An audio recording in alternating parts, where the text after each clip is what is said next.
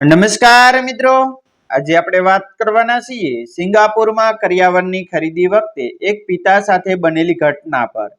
સિંગાપુરનું નામ સાંભળતા જ મોટાભાગના લોકોની આંખો સામે આકાશને અડતા કાચના ગુંગનચુંબી મકાનો, ચમકતા રસ્તાઓ, સમયને પણ શરમાવે એવી શિસ્ત, રાત્રે પણ દિવસ જેવી રોશનીથી ઝળહળતા બજારો અને દુનિયાના દરેક ખૂણામાંથી રોજગારની આશા લઈને આવેલા હજારો લોકોના ચહેરા તરવરી ઉઠે છે.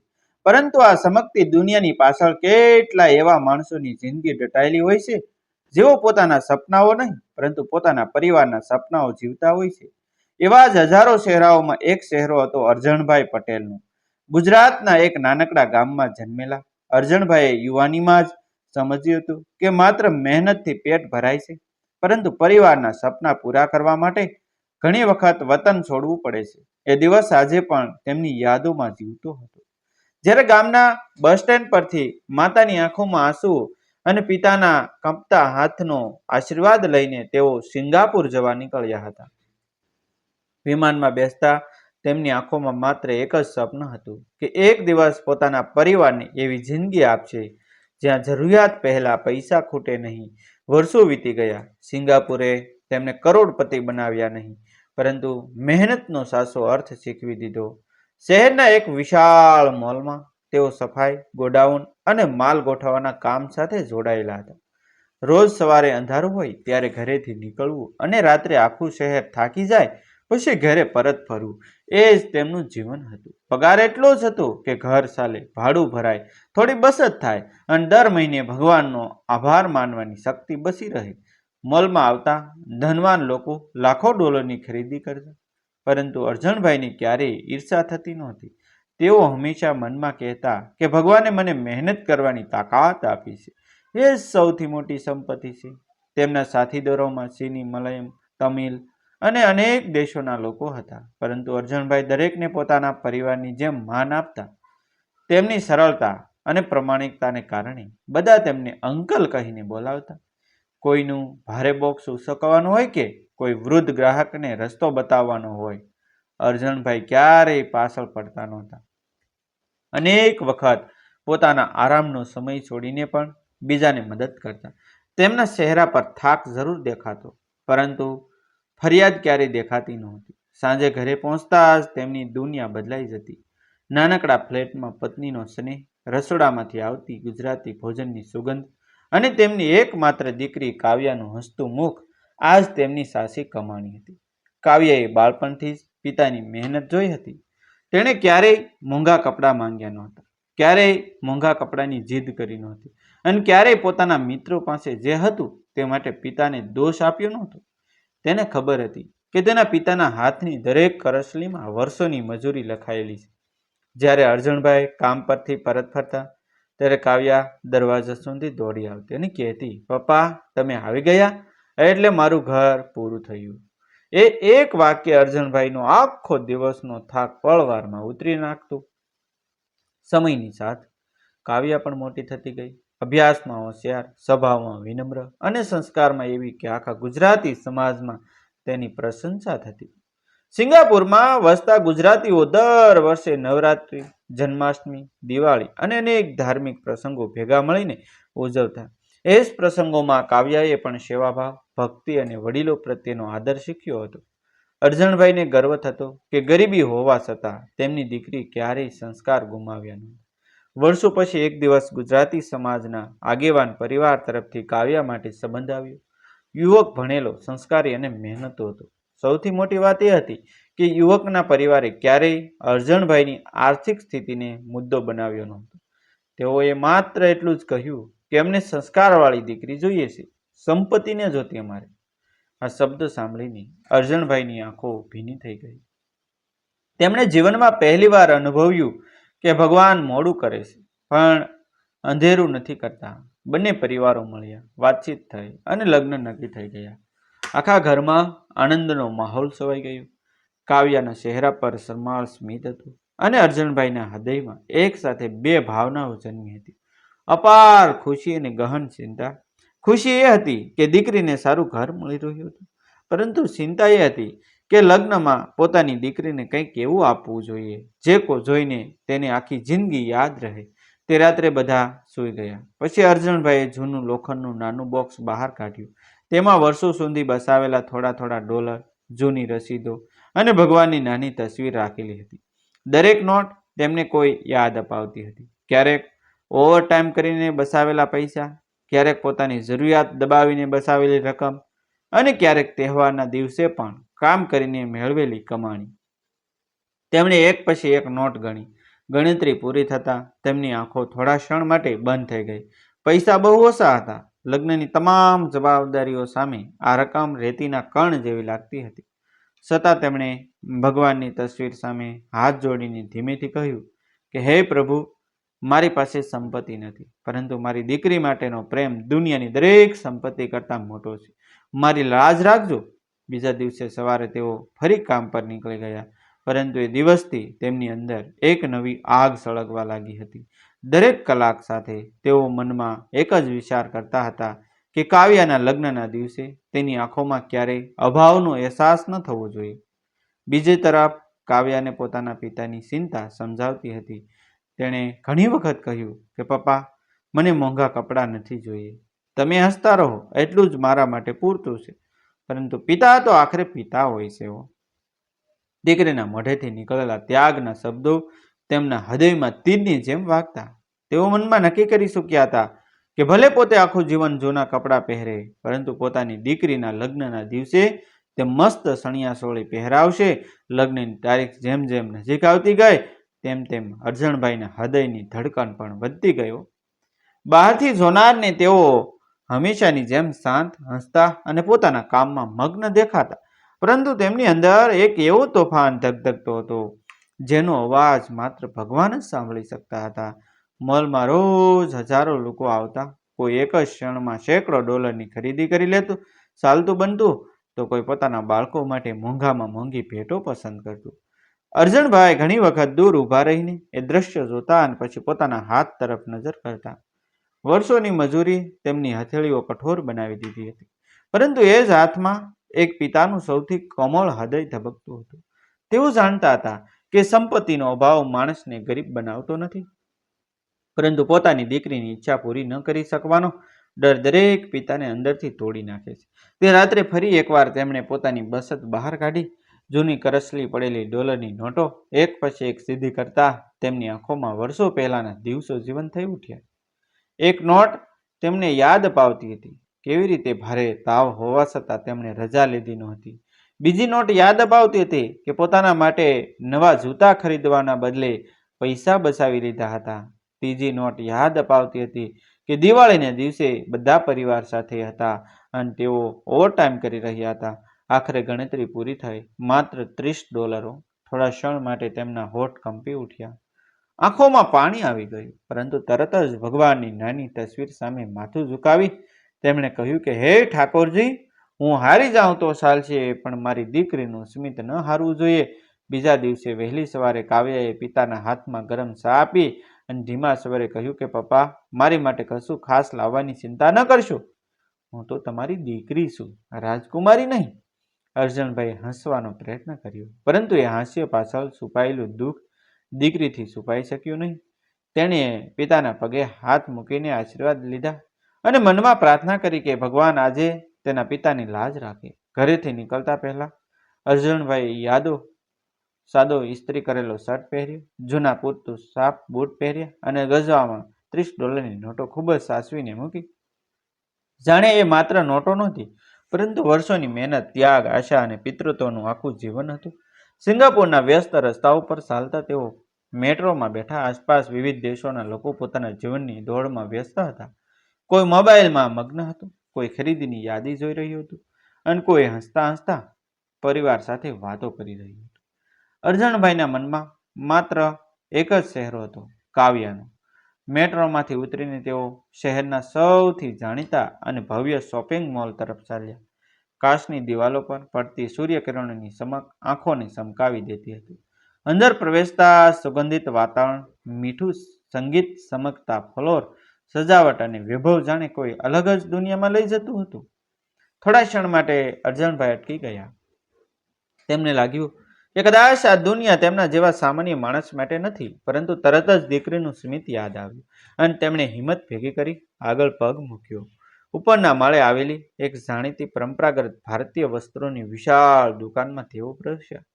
શોરૂમની અંદર રંગબેરંગી ચણિયાચોળીઓ એવી ઝગમગતી હતી કે જાણે દરેક વસ્ત્રમાં કોઈ તહેવાર કેદ થઈ ગયો હોય. અરજણભાઈની આંખો એક પછી એક ચણિયાચોળી પર ફરવા લાગી. દરેક કપડામાં તેમને પોતાની દીકરીનો ચહેરો દેખાતો હતો. આખરે તેઓ નમ્રતાથી કાઉન્ટર પાસે ગયા, હાથ જોડીને વિનમ્ર અવાજમાં બોલ્યા, સાહેબ, મારી દીકરીના લગ્ન છે. કૃપા કરીને તેની માટે સૌથી સુંદર ચણિયાચોળી બતાવશો. તેમની આંખોમાં એવો પ્રેમ હતો કે જે કોઈ સંવેદનશીલ માણસ તરત સમજી જાય, પરંતુ કાઉન્ટર પર ઉભેલો વેચાણકર્મી માણસની આંખોમાં નહીં, તેના કપડામાં સંપત્તિ શોધવાની આદત ધરાવતો હતો. તેણે અરજણભાઈને માથાથી પગ સુધી એકવાર જોયા.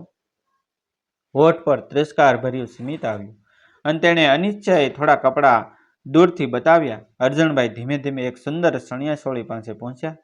તેમની આંખો ચમકી ઉઠી. તેમણે મનમાં કલ્પના કરી કે લગ્નના દિવસે કાવ્યા આ ચણિયાચોળીમાં કેટલી દિવ્ય લાગશે.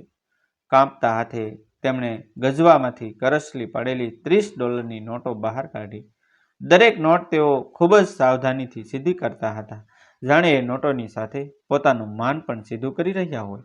તેમણે એ નોટો કાઉન્ટર પર મૂકી અને ખૂબ નમ્રતાથી કહ્યું, સાહેબ, મારી પાસે એટલા જ પૈસા છે.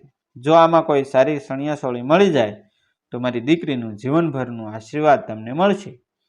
વેચાણકર્મીએ નોટો હાથમાં લીધી, એક પછી એક ગણી અને પછી જોરથી હસ્યો. આસપાસ ઉભેલા કેટલાક ગ્રાહકોનું ધ્યાન પણ ત્યાં ગયું.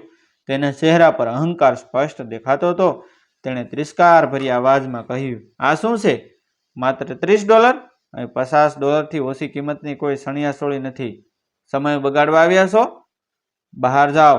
ભીખ માંગીને ખરીદી થતી નથી. આ શબ્દ માત્ર અવાજ નહોતા, એક ગરીબ પિતાના સ્વાભિમાન પર પડેલા ઘા હતા. અરજણભાઈના કાંપતા હાથ ધીમેથી નોટો ભેગી કરવા લાગ્યા.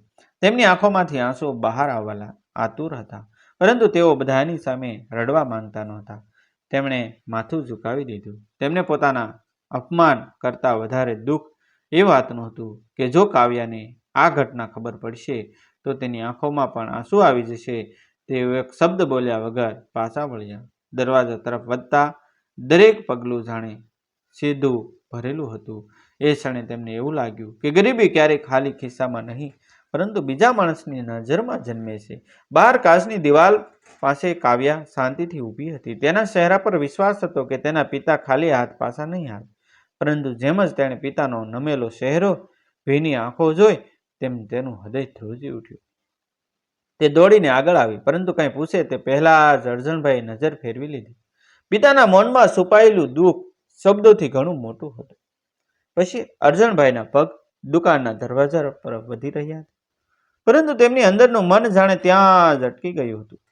જીવનમાં તેમણે અસંખ્ય કઠિન દિવસો જોયા હતા, ભૂખ જોઈ હતી, પરદેશમાં અજાણી ભાષા વચ્ચે સંઘર્ષ કર્યો હતો, ગરમીમાં પરસેવો પણ લહેરાયો હતો અને વરસાદમાં ભીંજાઈને પણ કામ કર્યું હતું. પરંતુ એ દિવસે થયેલું અપમાન તેમના હૃદયમાં એવી રીતે ઉતરી ગયું હતું કે જાણે વર્ષોની મહેનત પર કોઈએ એક જ ક્ષણમાં પ્રશ્નચિહ્ન મૂકી દીધું હોય. તેમની આંખોમાંથી ટપકતા આતુર આંસુઓને તેઓ એ રોકવાનો નિષ્ફળ પ્રયત્ન કરી રહ્યા હતા. બહાર ઉભેલી કાવ્યાએ પિતાના ચહેરા પર લખાયેલું દુઃખ વાંચી લીધું. દીકરી માટે પિતા કેટલો પણ મજબૂત બને, પરંતુ દીકરી પોતાના પિતાની આંખોમાં છુપાવેલું દુઃખ દુનિયાના કોઈ પણ માણસ કરતાં વહેલું ઓળખી જાય છે. કાવ્યા ધીમેથી પિતાની નજર આવી અને ખૂબ જ નરમ અવાજમાં બોલી, પપ્પા, મને કંઈ ખરીદવું જ નથી. ચાલો ઘરે જઈએ. મારા માટે તમે જ સૌથી મોટું ઘરેણું છો. શબ્દ સાંભળીને અરજણભાઈનું હૃદય વધુ ભરાઈ આવ્યું. તેઓ કંઈ બોલી શક્યા નહીં, માત્ર દીકરીના માથા પર હાથ ફેરવ્યો અને ભગવાનનું નામ લીધું. એ ક્ષણે પાછળથી એક ગંભીર પરંતુ પ્રેમથી ભરેલો અવાજ સંભળાયો, ભાઈ, જરા એક ક્ષણ ઊભા રહેશો? અરજણભાઈએ પાછળ ફરીને જોયું. દુકાનના અંદરના ભાગમાંથી ધીમા પગલે એક વૃદ્ધ સજ્જન તેમની તરફ આવી રહ્યા હતા. સાદું પરંતુ ભવ્ય પહેરવેશ, ચહેરા પર વર્ષોના અનુભવની શાંતિ અને આંખોમાં એવી કરુણતા હતી કે જેને જોઈને અજાણ્યો માણસ પણ વિશ્વાસ કરી લે. દુકાનના બધા કર્મચારીઓ તેમને જોઈને તરત સીધા ઊભા થઈ ગયા. અર્જણભાઈને સમજાઈ ગયું કે આ દુકાનના માલિક હતા. માલિક તેમની સામે આવીને થોભ્યા. થોડા ક્ષણ સુધી તેમણે અર્જણભાઈના ચહેરા તરફ જોયું, પછી ખૂબ શાંત અવાજમાં પૂછ્યું, ભાઈ, તમારું નામ શું છે? અર્જણભાઈ ધીમેથી જવાબ આપ્યો, મારું નામ અર્જણ પટેલ. માલિકે ફરી પૂછ્યું, અને આ તમારી દીકરી છે? અર્જણભાઈ ગર્વ અને વેદના ભેગા થયેલા સ્વરે કહ્યું કે હા સાહેબ, અમારી એકની એક દીકરી છે. આજે એની લગ્નની ખરીદી કરવા આવ્યો હતો. માલિકે કાવ્યા તરફ નજર કરી. તેના ચહેરા પર શરમ, સંસ્કાર અને પિતાની પીડા એક સાથે દેખાઈ રહ્યા હતા. માલિકે થોડું મૌન રાખ્યું અને પછી ખૂબ નમ્રતાથી કહ્યું, જો તમને વાંધો ન હોય તો મને સાચી વાત કહો, તમે આ $30 કેટલી મુશ્કેલીથી બચાવ્યા છે? આ પ્રશ્ન સાંભળતા જ અર્જણભાઈના મનમાં વર્ષોની યાદો વંટોળ બનીને ફરી વળી. તેમણે ધીમે ધીમે બોલવાનું શરૂ કર્યું. દુકાનમાં ઉભેલા દરેક માણસનું ધ્યાન હવે તેમની તરફ હતું. સાહેબ, આ પૈસા માત્ર નોટો નથી, આમાં મારી યુવાની છે. ક્યારેક પોતાના માટે દવા ન ખરીદી હોય ત્યારે બચાવેલા છે, ક્યારેક નવા કપડાં ન લઈને બચાવેલા છે, ક્યારેક તહેવારના દિવસે પણ કામ કરીને મેં બચાવેલા છે. મારી દીકરીએ આખી જિંદગી ક્યારેય ફરિયાદ નથી કરી. જૂના કપડાં પહેર્યા, સસ્તા સંપલ પહેર્યા, ક્યારેય મોંઘી વસ્તુની જીદ નહોતી કરી. આજે એના લગ્ન છે. મેં વિચાર્યું કે આખી દુનિયા મને ગરીબ કહે તો ચાલશે, પરંતુ મારી દીકરીને એક દિવસ માટે રાણી બનાવી શકું તો મારું જીવન સફળ થઈ જશે. અર્જણભાઈનો અવાજ ધીમે ધીમે કાંપવા લાગ્યો. આખા શોરૂમમાં એવી શાંતિ છવાઈ ગઈ કે જાણે સમય પણ થંભી ગયો હોય. વેચાણ કર્મી જાણે થોડા સમય પહેલા અહંકારથી ભરેલા શબ્દો બોલ્યા હતા, હવે પોતાની નજર પણ ઊંચી કરી શકતો નહોતો. માલિકની આંખોમાં પણ ભેજ આવી ગયો. તેમણે એક ઊંડો શ્વાસ લીધો અને પછી અચાનક કડક અવાજમાં વેચાણ કર્મીને બોલાવ્યો. અહીં આવ. કર્મચારી ધ્રુજતા પગલે આગળ આવ્યો. માલિકનો ચહેરો હવે કરુણાથી નહીં પરંતુ ધર્મસંગત ક્રોધથી ભરાઈ ગયો હતો. તેમણે ઊંચા અવાજે કહ્યું, તું અહીં કપડાં વેચે છે કે માણસનું માન ખરીદે છે? તને કોણે શીખવ્યું કે ગ્રાહકના ખિસ્સા પ્રમાણે તેનું સન્માન કરવું? આજ સુધી મેં તને વેપાર શીખવ્યો હતો, પરંતુ લાગે છે કે માનવતા શીખવવાનું રહી ગયું મારેથી. આખી દુકાનમાં સન્નાટો છવાઈ ગયો. માલિક આગળ બોલ્યો, યાદ રાખજે, વેપાર પૈસાથી મોટો નથી. વેપારનો શ્વાસ વિશ્વાસ છે અને વિશ્વાસનો આધાર માનવતા છે. આજે તું એક ગરીબ પિતાનું નહીં પરંતુ પિતૃત્વનું અપમાન કર્યું છે. વેચાણ કર્મની આંખોમાં આંસુ વહેવા લાગ્યા. ત્યારે અર્જણભાઈના પગ પકડી લીધા અને રડતા રડતા કહ્યું, મને માફ કરી દો. મેં તમારી ગરીબી જોઈ, તમારું હૃદય નહીં જોઈ શક્યો. અર્જણભાઈએ તરત જ તેને ઊભો કર્યો. તેણે ખૂબ શાંત અવાજમાં કહ્યું, દીકરા, માણસ ભૂલથી ખરાબ નથી બનતો, અહંકારથી બને છે. ભગવાન તને સારો માર્ગ બતાવે. આ શબ્દો સાંભળીને માલિકના ચહેરા પર ગર્વ દેખાયો. તેમણે તરત જ પોતાના મેનેજરને કહ્યું, શોરૂમમાં સૌથી સુંદર, સૌથી શ્રેષ્ઠ અને સૌથી કિંમતી ચણિયાચોળી લઈને આવો. થોડા ક્ષણોમાં કાચના વિશેષ કેબિનેટમાંથી એક અદ્ભુત ચણિયાચોળી બહાર લાવવામાં આવી. તેની કારીગરી એવી હતી કે જાણે દરેક દોરામાં કોઈ કલાકારે પોતાની આત્મા ગૂંથી હોય. કાવ્યા તો તેને જોઈને સ્તબ્ધ થઈ ગઈ. તેણે તરત જ કહ્યું, ના સાહેબ, આ તો ખૂબ મોંઘી છે, અમે આ લઈ શકીએ નહીં. માલિક હળવું સ્મિત કરીને તેની સામે આવ્યા અને બોલ્યા, દીકરી, આજે તું મારી દીકરી પણ છે. લગ્નના દિવસે દીકરીને ભેટ આપી એ ખર્ચો નથી, એ આશીર્વાદ છે. તેમણે પોતાના હાથથી એ ચણિયાચોળી ખૂબ જ આદરપૂર્વક પેક કરાવી અને અર્જણભાઈના હાથમાં મૂકી. અર્જણભાઈ ગભરાઈ ગયા. ના સાહેબ, હું આનો ભાવ ચૂકવી શકું એમ નથી. માલિકે તરત જ તેમના હાથ પર પોતાનો હાથ મૂક્યો અને અત્યંત ભાવુક સ્વરે કહ્યું, આ ચણિયાચોળીનો કોઈ ભાવ નથી. આજે આ મારી તરફથી તમારી દીકરીને કન્યાદાન છે. તમે વર્ષોથી જે પ્રેમ બસાવ્યો છે તેની સામે આ કપડાની કિંમત શૂન્ય છે. દુનિયામાં સૌથી ધનિક માણસ તે નથી જેના ખાતામાં સૌથી વધુ પૈસા હોય. સૌથી ધનિક તો એ પિતા છે જે પોતાની દીકરી માટે પોતાનું આખું જીવન ખુશીથી સમર્પિત કરી દે. આ શબ્દો સાંભળતા જ અર્જણભાઈની આંખોમાંથી આંસુ ધોધમાર વહેવા લાગ્યા. તેમણે ચણિયાચોળી હૃદય સાથે સાંપી દીધી. પછી અચાનક તેઓ માલિકના પગે ઝૂકી ગયા. માલિકે તરત જ તેમને ઊભા કરી લીધા અને ભેટી પડ્યા. બંનેની આંખોમાંથી વહેતા આંસુઓએ ત્યાં હાજર દરેક માણસનું હૃદય પીગાળી નાખ્યું. ઘણા ગ્રાહકો પણ પોતાની આંખો લૂછવા લાગ્યા. કોઈએ ધીમેથી જય કૃષ્ણ કહ્યું તો કોઈએ ભગવાનનો આભાર માન્યો કે આજે પણ દુનિયામાં માનવતા જીવંત છે. કાવ્યાએ પણ ભીની આંખે માલિકના શરણ સ્પર્શ કર્યા. માલિકે તેના માથા પર હાથ રાખીને આશીર્વાદ આપ્યો, દીકરી, જીવનમાં સંપત્તિ આવે કે જાય, પરંતુ તારા પિતાએ આપેલા સંસ્કાર ક્યારે ન ગુમાવતી. એ જ તારી સાચી મિલકત છે. એ ક્ષણે દુકાનની ચમકતી લાઇટો, મોંઘા કપડાં અને વૈભવ બધું જ ફીક્કું પડી ગયું હતું, કારણ કે ત્યાં એક ગરીબ પિતાનો પ્રેમ, એક મહાન માણસની કરુણા અને ભગવાને રચેલો માનવતાનો સૌથી સુંદર ઉત્સવ ઉજવાઈ રહ્યો હતો. લગ્નનો દિવસ આવી પહોંચ્યો. સમગ્ર સિંગાપુરના ગુજરાતી સમાજમાં આનંદનો માહોલ હતો. જ્યારે કાવ્યા દુકાનમાં માલિકે ભેટમાં આપેલી સુંદર ચણિયાચોળી પહેરીને મંડપમાં આવી, ત્યારે સૌની નજર તેના પર જ અટકી ગઈ. અરજણભાઈની આંખોમાં ખુશીના આંસુ હતા. થોડા સમય પછી એ જ દુકાનના માલિક પોતાના પરિવાર સાથે લગ્નમાં આવ્યા અને સૌની સામે કહ્યું, આજે હું મહેમાન બનીને નહીં, કન્યાના વડીલ બનીને આવ્યો છું. તેમણે કાવ્યાને આશીર્વાદ આપ્યા અને અરજણભાઈને ભેટી પડતા કહ્યું કે તમારા જેવા પિતા સમાજની સૌથી મોટી સંપત્તિ છે. લગ્ન પૂર્ણ થયા પછી અરજણભાઈએ ભગવાન સામે હાથ જોડીને માત્ર એટલું જ કહ્યું, હે પ્રભુ, આજે સમજાયું કે સાચી સંપત્તિ પૈસામાં નહીં, પરંતુ માનવતામાં વસે છે. ભગવાન ક્યારે, કોના રૂપમાં અને કેવી રીતે આપણા માનની રક્ષા કરશે તે કોઈ જાણતું નથી. તેથી જીવનમાં ક્યારેય અહંકાર ન કરવો અને જરૂરિયાતમંદ સાથે હંમેશા માનવતાથી વર્તવું, કારણ કે અંતે જીત પૈસાને નહીં પરંતુ પ્રેમ અને કરુણાની જ થાય છે. ડિસ્ક્લેમર: આ વાર્તા માત્ર મનોરંજન, પ્રેરણા અને માનવતા જેવા મૂલ્યોને ઉજાગર કરવાના હેતુથી રજૂ કરવામાં આવી છે. આ વાર્તાનો હેતુ કોઈ વ્યક્તિ, સમાજ, દેશ, ધર્મ અથવા સંસ્થાની લાગણી દુભાવવા કે અપમાન કરવાનો નથી. કૃપા કરીને આ વાર્તાને માત્ર એક પ્રેરણાત્મક અને માનવતાનો સંદેશ આપતી આકૃતિ સ્વીકારશો. Thank you. આભાર.